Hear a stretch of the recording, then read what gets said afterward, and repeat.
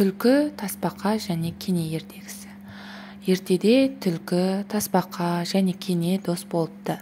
Бір күні олар жерден бір уыс тары тауып алыпты. Үшеуі ақылдаса келе, тарыны жерге егіп, көбейтіп алып, үшке бөліп аламыз деп шешеді. Түлкі бір жарды көріп, мен осы жарды сүйеп тұрайын, құлап кетер, деп жарды саялап жатып алады. Тасбақа жерді тырналап тары егеді.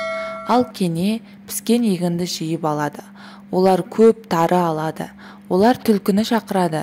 Түлкі келіп, егінді көріп, тарыны үшеуміз бөліссек қаншадан тиеді?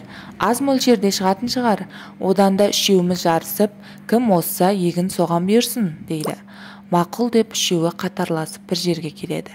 1, 2, 3 деп түлкі жүгіре бергенде, кене түлкінің аяғына жабысып кетеді. Түлкі барынша жүгіріп, мәреге бірінші боп жетеді.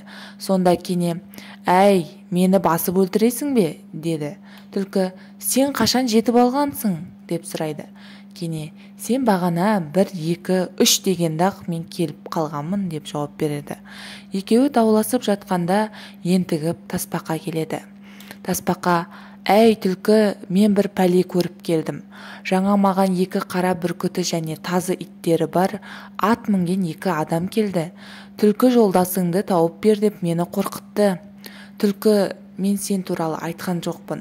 Енді олар маған сенбей осы жаққа қарай келе жатыр» дейді.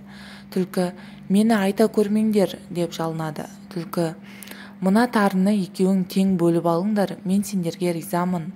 Аңшылар мені сұраса, білмейміз қайда кеткенін деңдер» деп түлкі қашып кетеді. Сөйтіп тарыны тасбақа мен кене екеуі бөліп алыпты.